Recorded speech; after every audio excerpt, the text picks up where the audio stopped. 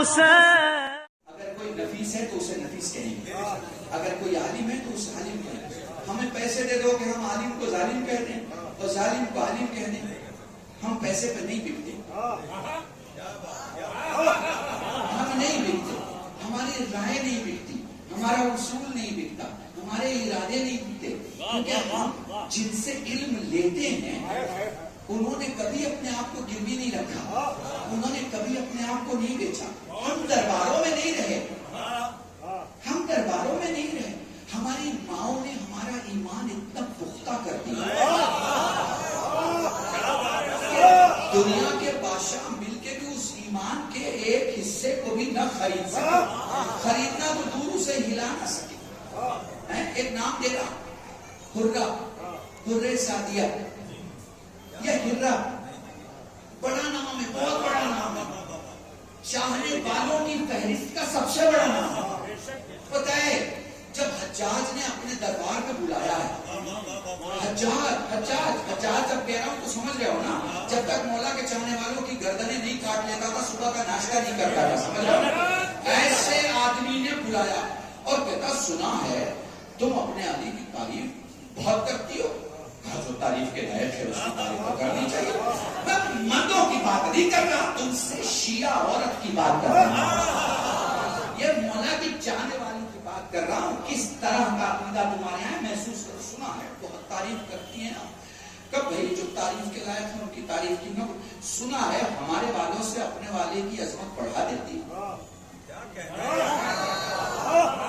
देखो मैं कुछ नहीं कह रहा, मैं कुछ नहीं पढ़ूंगा और सब कुछ पढ़ूंगा, समझना तुम्हें होगा, ठीक है ना। ये हज्जाज किसे अपना कह रहा है भैया? हज्जाज इतने यूसुफ इतना बड़ा जो तारीफ का जालिम है, ये किसे अपना कह रहा है? वो तुम समझ लो किसे अपना कह रहा है। हमने सुना है कि उनकी तारीफ उनसे बढ़ा दी जाती। पता है क्या कहा है सादिया? कहती तुमने गलत सुना, हम जिन्हें अंबिया से अफजल समझते हो, पढ़ दिया मैंने आपके पढ़ दिया, हम जिन्हें अंबिया से अफजल समझते हो उनका मुकाबला हम किसी और से कैसे कर सकते? तो सबसे बड़ी चीज हुजूर क्या है? अक्ल। दूसरी चीज क्या है? कुरान। तीसरी चीज हुजूर क्या है? रसूल। और चौथी चीज क्या है? अहले बैत रसूल। अगर अक्ल है तो कुरान के दामन तक आप आ जाएंगे, और कुरान का मुतालिया है तो मोहम्मद का दामन कभी नहीं छूटेगा, और रसूल का दामन हाथ में है तो फिर गदीर तक तो आ ही जाएंगे।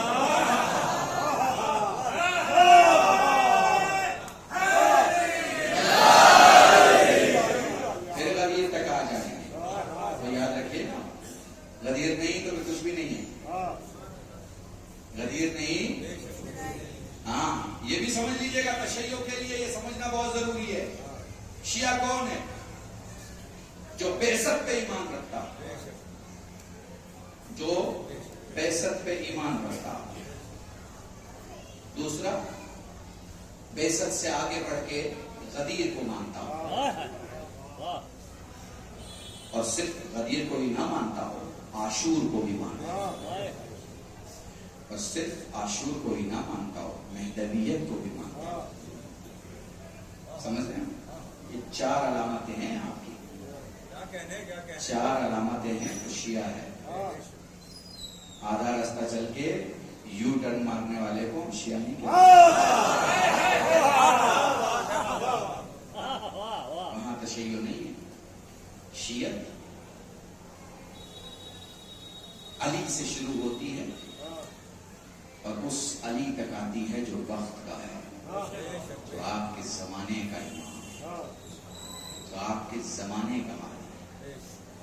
तो हमारा सफर कहां से शुरू हो रहा है? अक्ल से शुरू हो रहा है, और कहां तक आ रहा है? गदीर तक। गदीर तक आया। अच्छा क्या हुआ गदीर में? 1.25 लाख की भीड़ थी, 1, 2, 5, 10, 20 हजार की भीड़ नहीं थी, 1.25 लाख की भीड़ थी। 1.25 लाख की भीड़ तो भाई आज की तारीख में भी रामलीला मैदान में कोई बुला ले दिल्ली में, जान भाई हंगामा मच जाएगा। 1.25 लाख की भीड़ में आज भी हंगामा मच जाएगा। 1400 साल पहले नहीं, थोड़ा आबादी को और देख लो बाइफरकेट करके, ताकि और समझ में आए। अभी आबादी कितनी है? 135 करोड़। 70 साल पहले कितनी थी? 47 करोड़।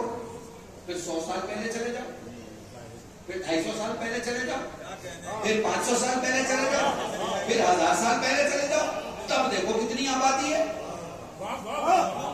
तब देखो कितनी आबादी है। और फिर जब हिंदुस्तान जैसे बड़े मुल्क की आबादी इतनी कम दिखाई देगा, तो अरब जैसे छोटे मुल्क की आबादी क्या होगी? क्या आबादी होगी अरब की? उसमें 1.25 लाख का मजमा, उसमें 1.25 लाख का मजमा। बहुत बड़ी बात। तारीख में हुआ ही नहीं। न तो गदीर के पहले कोई गदीर है, न गदीर के बाद कोई गदीर है, न तो उससे पहले कोई मजमा आया, और न उसके बाद। उस अरब की बात कर रहा हूं, उस रीजन की, उस इलाके की बात कर रहा हूं। उस इलाके में उतना बड़ा मजमा नहीं आया। मैं अपने नौजवानों से कहूं कि उस जमाने में अगर गूगल का कैमरा होता और वो गदीर की तरफ, मैदान की तरफ लगा हुआ होता, तो वो यही कहता है उसका एंकर के धरती पर विश्व की सबसे बड़ी भीड़ जमा हुई है। तो उस जमाने में वहां भीड़ जमा हुई, और इस जमाने में करबला में भीड़,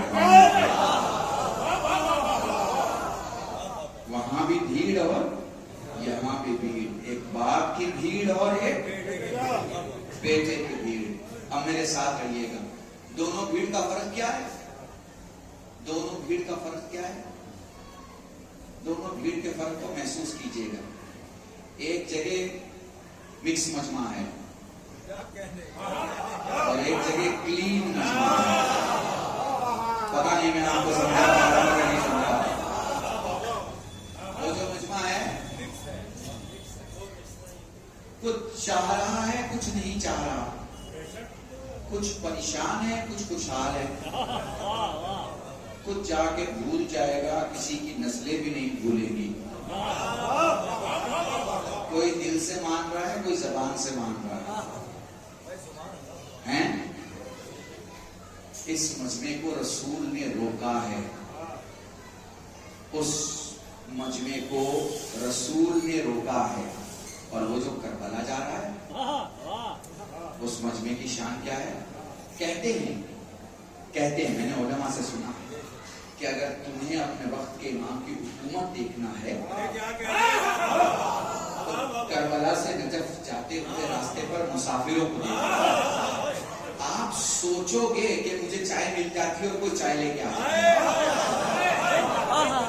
ये मैं सच बता रहा हूँ। ये कोई आप ये मत समझिएगा कि जोश में मेरे नौजवान बच्चों को भी सोचो मैं जोश में पढ़ रहा हूँ। नहीं, ये सच बता रहा हूँ। ये परिवारों की खिदमत करने वाले ये 2 लोग हैं, इनसे मैं गवाही लेके कह सकता हूँ कि ऐसा होता है कि नहीं होता है। लेकिन वहां आपने कोशिश की, बस ख्वाहिश हुई आपकी कि बिरयानी खाने की ख्वाहिश है, पता चला कोई आ जाता है। किसी को अगर देखना है अपने वक्त के इमाम की हुकूमत में शिया कैसे रहेगा, नजफ से करबला के मुसाफिरों को देख ले, पता चल जाएगा। अच्छा एक बात समझिए, ये जो भीड़, पूरी तवज्जो, ये जो भीड़ जमा होती है ना, ये जो भीड़ जमा होती है, जैसे मसलन मान लीजिए रामलीला में भीड़ जमा हो गई 1.25 लाख, तो लीडर आया, लीडर ने अपनी बात कही और लीडर अपने घर चला गया।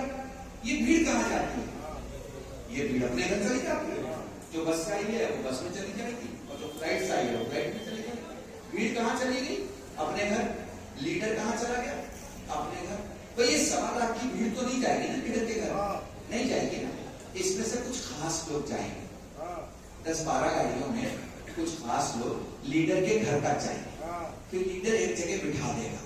इससे सादी मिसाल नहीं दे सकता। तो लीडर बहुत देर तक बैठ के इन सब से ही, जो 10-12 गाड़ियों में सवार होकर उसके घर तक पहुंचे हैं, इनसे कमरे में, मेहमान खाने में बहुत देर तक बात करेगा, चाय पिलाएगा, नाश्ता कराएगा, गुफ्तगू करेगा। अब लीडर इनके बीच से उठा और अपने कमरे में जा रहा है। कितने जाएंगे अंदर? आप कहेंगे हम कोई नहीं जाएगा, किसी की ताकत नहीं है। मैदान से घर तक तो आ सकते थे, और घर के अंदर नहीं जा सकते। पॉलिटिकल है, बिल्कुल पॉलिटिकल है। समझ जाओगे तो समझो मैंने वलीस पढ़ ली तुम्हारे घर का, ठीक है ना। लीडर वहां से इस लीडर ने अपने बिस्तर पे चादर खींची और ओढ़ लिया। अब बताओ इस बिस्तर, इस चादर के अंदर कौन जा सकता है? तो आप कहेंगे मौलाना जो उसका खून है, जो उसका अपना है, जो उसके घर का है, जो उसके घर का हिस्सा है, वही जा सकता है। तो इसका मतलब कि जो कमरे तक आया है वो चादर तक नहीं जा सकता। नहीं जा सकता ना, मानते हो ना इस बात को कि जो कमरे तक आया है वो चादर तक नहीं जा सकता। भाई हम यही तो समझा रहे हैं 1400 वर्ष से, हम पूरी दुनिया को शिया यही तो समझा रहे हैं, जो बाहर खड़े हैं उन्हें अंदर मत लाओ, जो अंदर है उन्हें बाहर मत लाओ।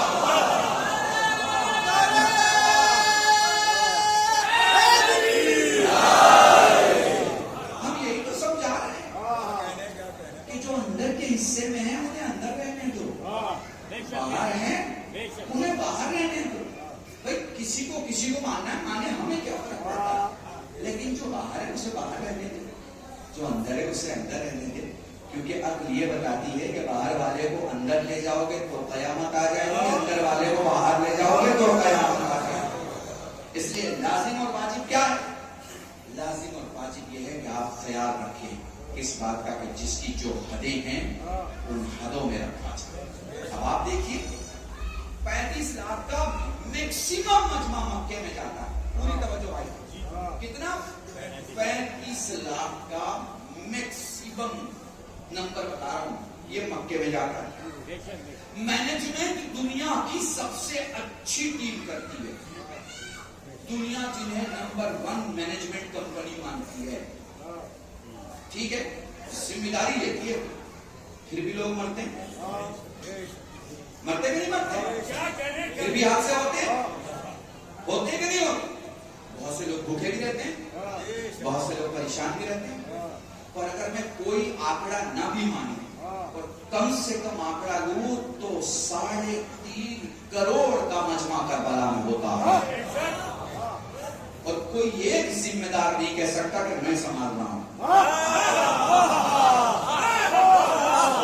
एक जिम्मेदार नहीं दावा कर सकता कि मैं संभाल रहा हूं। ये हुसैन की हुकूमत है।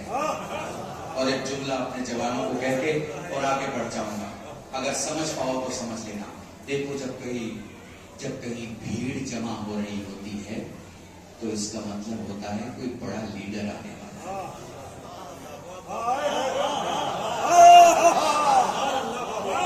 दिल्ली वालों अगर इसे ना समझे तो पूरी समझ में नहीं आएगा।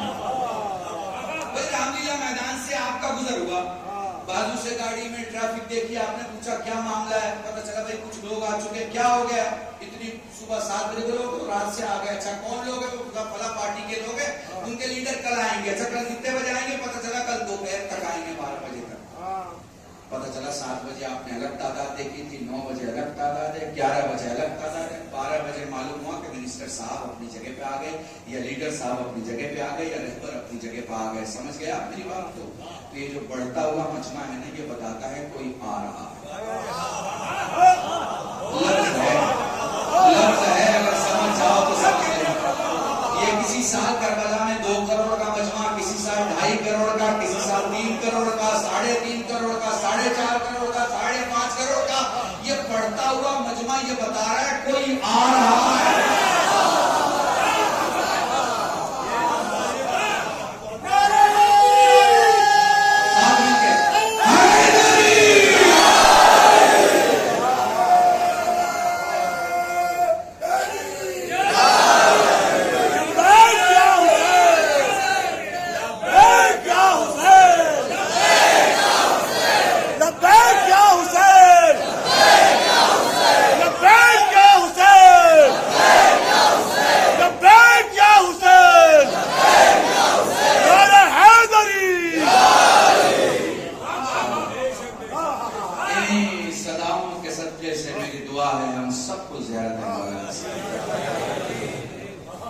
कैफियत होती है बैनल घर में बैठा हुआ एक शिया, यदि जानो उसकी जेब में पैसा हो कि ना हो, वो अपने आप को उस वक्त जितना बड़ा अमीर समझता है,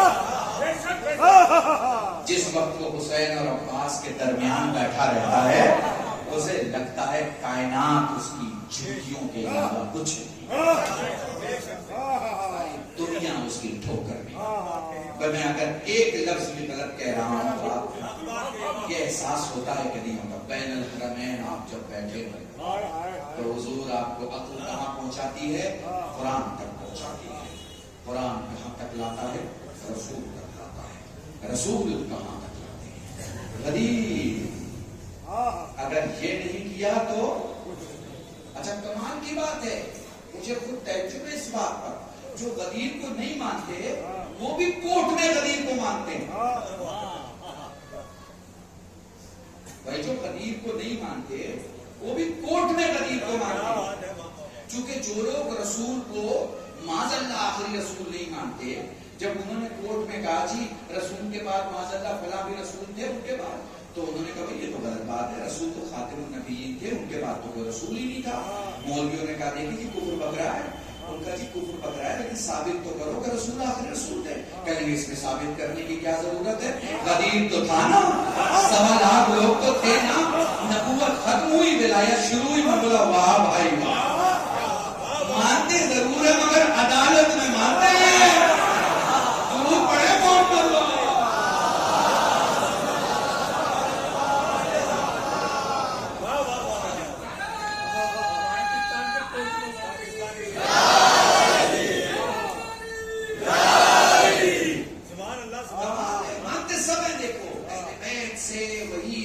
सकता है जिसके पास अक्ल ना हो,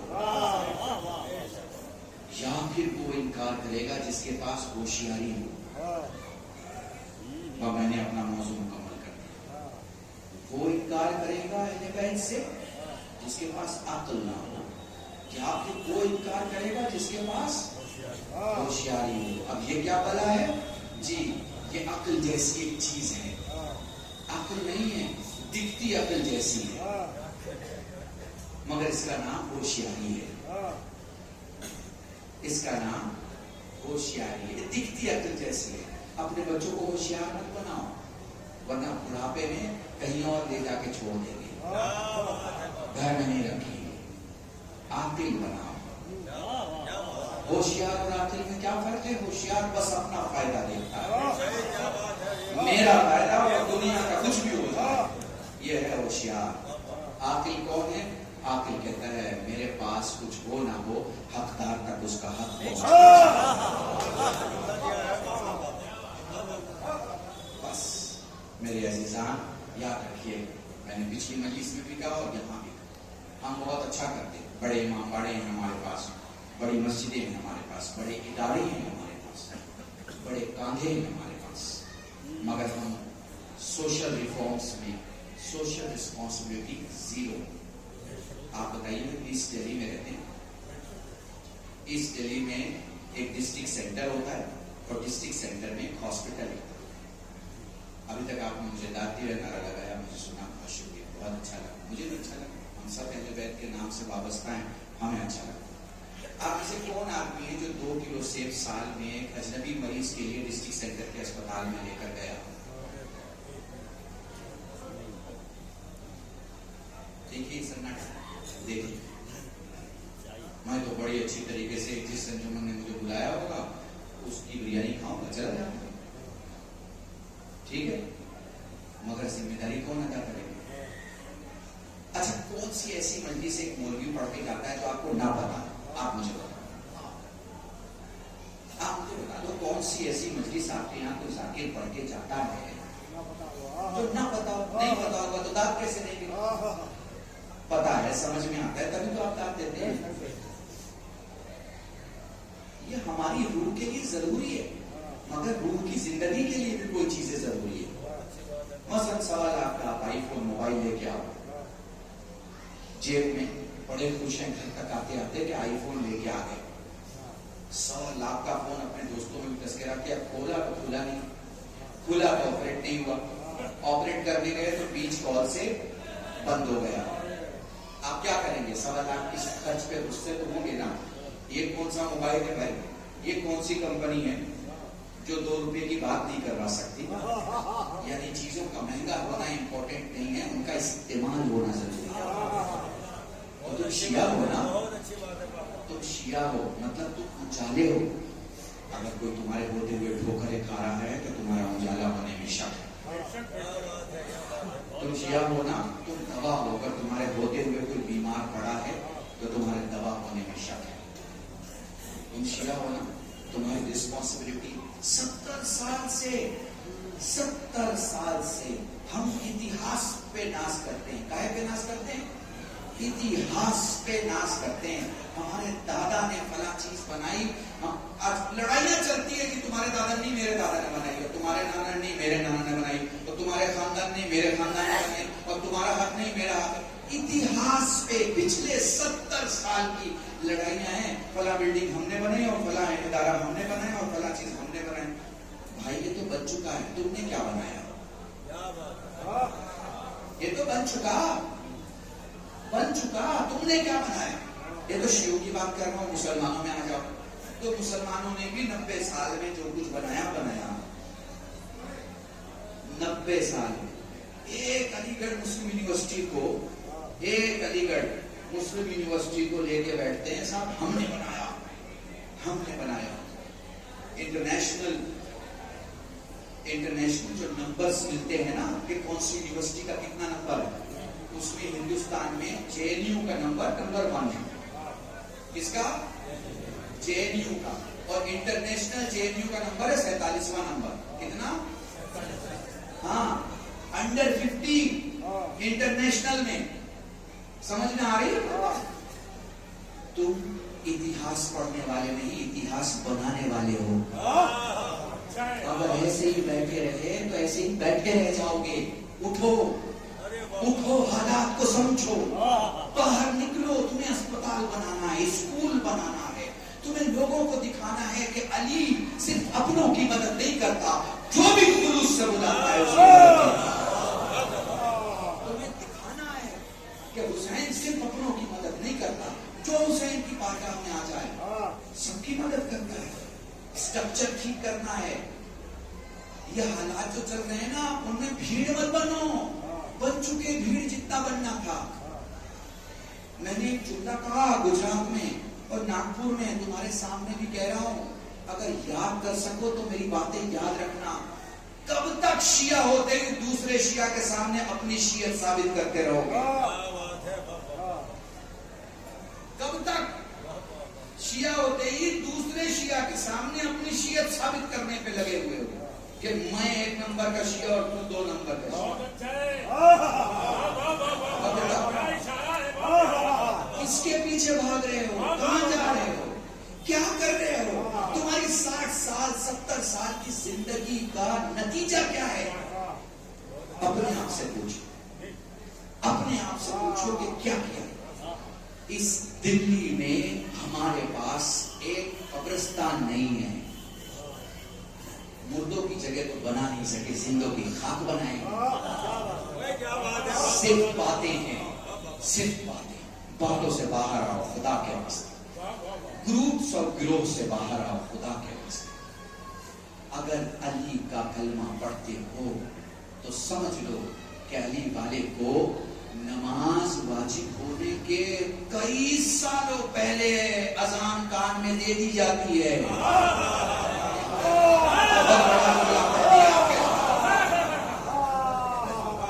अली वाले को नमाज वाजिब होने के बहुत साल पहले अजान कान में दे दी जाती है।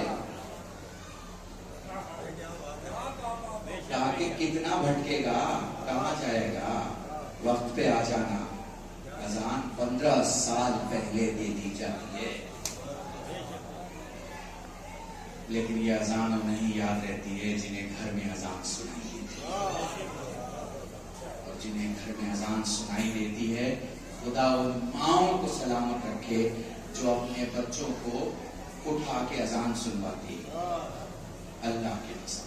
बस चूंकि मुझसे मकबूल ने कहा कि मौलाना इमाम सज्जाद का जिक्र करेंगे मसाइल में, और भाई ने कहा था भाई ने कि मौला के साथ मैं दोनों को मिला दूंगा आपके साथ। एक हुसैन के बड़े बेटे और एक हुसैन के छोटे।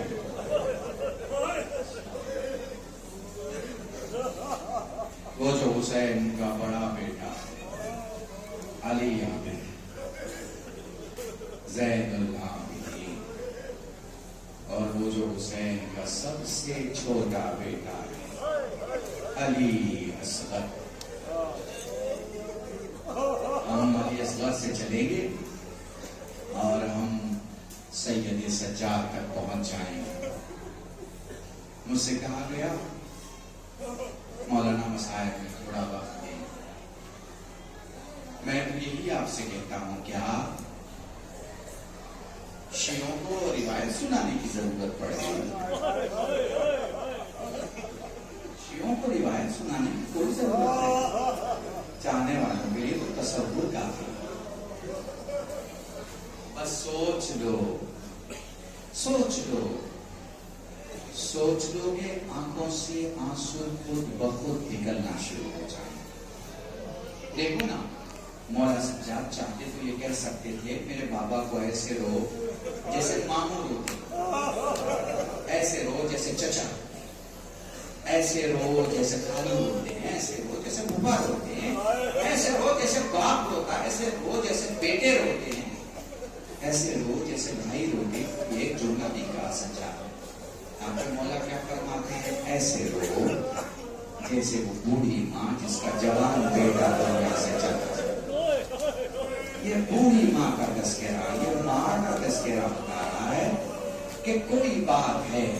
अच्छा, वो बात क्या है? जरा नजदीक से माँ के रोने को देखना। तो माँ के रोने को जब देखोगे ना, तो माँ रुक रुक के नहीं रोती, माँ मुसलसल मुसलसल रोती है। और फिर एक वक्त आता है जब अगर वो काम करने को मजबूर हो तो वो काम करती रहती है, रोती रहती है, वो खाती रहती है, रोती रहती है, वो पीती रहती है, रोती है, वो उठती है, रोती है, वो बैठती है, वो रोती है। माँ का रोना उसका कोई रिश्ता मुकाबला नहीं कर सकता। इसलिए मौला सज्जाद क्या कहते हैं? ऐसे रो। सैयद सज्जाद से मदीने में कोई सवाल करता है, मौला ये बता, करबला में सबसे ज्यादा आपके बाबा को किसने बुलाया? सज्जाद रोने लगे, रो के फरमाते हैं सबसे ज्यादा मेरे बाबा को मेरे भाई कासिम ने बुलाया। वो कहता है मौला वो कैसे? का कासिम करबला का इकलौता शहीद है जिसके पांव रकात में फंस गए। फिर यूं हुआ कि जहां जहां घोड़ा जा रहा था कासिम खिसते हुए जा रहा। खुदा तुम्हें कोई गम न दे सिवाय गम सैयद शोधा के। फिर कुछ यूं हुआ कि इधर के घोड़े उधर हो गए, उधर के घोड़े इधर हो गए। मदीने में सज्जाद ने कासिम को बहुत याद किया। जाने वाला कहता है मौला घर में शादी का बरनामा है, मैं आपको दावत देने आया हूँ शादी की तकरीब। फरमाने लगे मैंने अपने घर से बाहर निकलना बंद कर दिया, हम नहीं जानते मौला तेरी ख्वाहिश से काफर शहजाद छा। सज्जाद घर में दाखिल हुए, दूल्हे को देखा गश खा के गिरा। देखो तुम्हारी गिरिए की आवाज गलत हो गई, ये तुम्हारी शीयत है जो आंसू बनकर तुम्हारे आंखों से बाहर आ रहे हैं। इसे कोई ताकत नहीं रोक सकती। अगर मौला का मसाइब खुलूस से पढ़ा जाए और खुलूस से सुना जाए तो अश्कों को कोई नहीं रोक सकता। जज़ाकुमुल्लाह, खुदा तुम्हें कोई गम न दे। सैयद सज्जाद दूल्हे को देखा गश खा के गिर पड़े, गश से तौबा। चाहने वाले ने हाथों को जोड़ा, जोड़ के कहता मौला अभी तो मजलिस बर्पा नहीं हुई, अभी तो आपने मसाइब नहीं पड़े, फिर ये गिरिया क्यों? फरमाने लगे दूल्हा नौजवान था। तो कहता मौला नौजवानों की तो शादियां हुआ करती हैं। पलट के फरमाया तूने इंसाफ नहीं किया, और मैंने इसे देखा मुझे मेरा कासिम याद आया। खुदा तुम्हें कोई गम न दे सिवाय गम सैयद शोधा।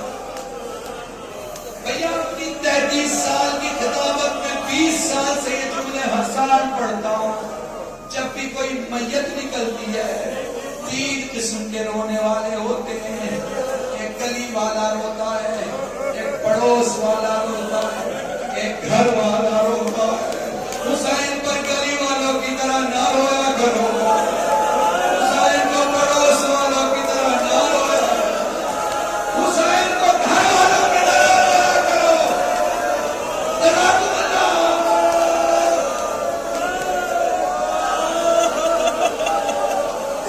खुदा तुम्हें कोई नाम ना दे सिवाय तुम्हें सैयद शोहरा के, सैयद सज्जाद।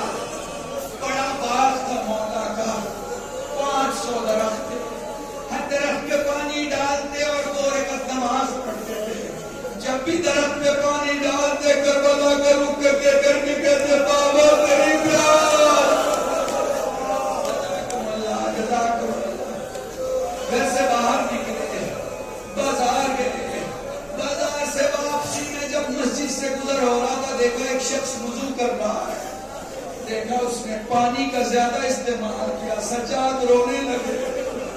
वो दौड़ के सज्जाद के पास आया, मौला कोई गलती हो गई हो माफ कर दे। रो के फरमाया जितना पानी तूने बहा दिया उतना मेरी सकीना को नहीं मिला।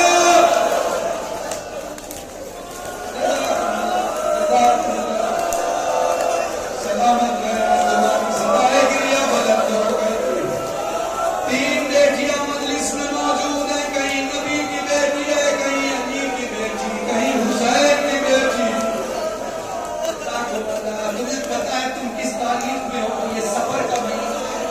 तुम्हें पता है सफर में क्या हुआ था? सफर में अहले हरम शाम पहुंच चुके थे।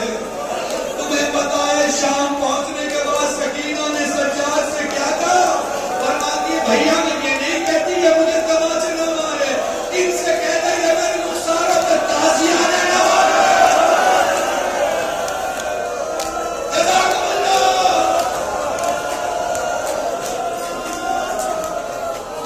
तुम्हें पता है शाम में क्या हुआ? इन्हीं तारीखों की बात कर रहा हूँ। ज़ैनब एक जगह बैठ गई। ये वो मंजर है जब कई अज़ानें दी गई थी। ज़ैनब एक जगह बैठ गई, जालिमों ने ताज़ियाने ज़ैनब पे बरसाए, मगर ज़ैनब उठ न सकी। जालिम दौड़ के सज्जाद के पास आए और सज्जाद पे ताज़ियानों की बौछार कर दी। या अली मदद कहते सज्जाद उठे, फूफी के पास पहुंचे, बोले फूफी अम्मा अब पीठ में ताज़ियाने की ताकत नहीं बची। पता है ज़ैनब ने कहा या अली मदद। ज़ैनब खड़ी हुई, पांव की तरफ इशारा के मेरे लाल तलवे फट गए।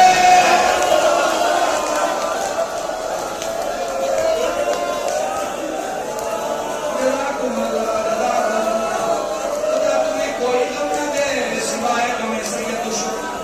देखो पहली सब में बड़े शोहरा बैठे। तुम्हें एक जुमला क्या कर, मुझे नहीं पता आपने इससे पहले किसी से ये किनायतन सुना है या ये इशारा महसूस किया है नहीं किया है, मगर अहले बैत की कुछ मैयतों का तज़किरा करना।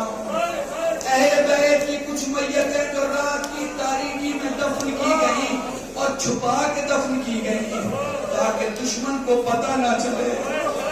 मुझे नहीं मालूम तुम में कौन समझेगा कौन नहीं समझेगा। एक मैयत जिसे बच्चों ने दफन किया, एक मैयत जिसे बच्चों ने दफन किया, छुपा के दफन किया। तुम समझ गए मैं किसे कह रहा हूं? एक मैयत जिसे शौहर ने दफन किया, छुपा के दफन किया ताकि दुश्मन को पता ना चले, दुश्मन को पता ना चले। अब मैं तुम्हें तीसरी मैयत दिखा रहा हूं। तीसरी मैयत एक बाप ने दफन की, कर दिया मैंने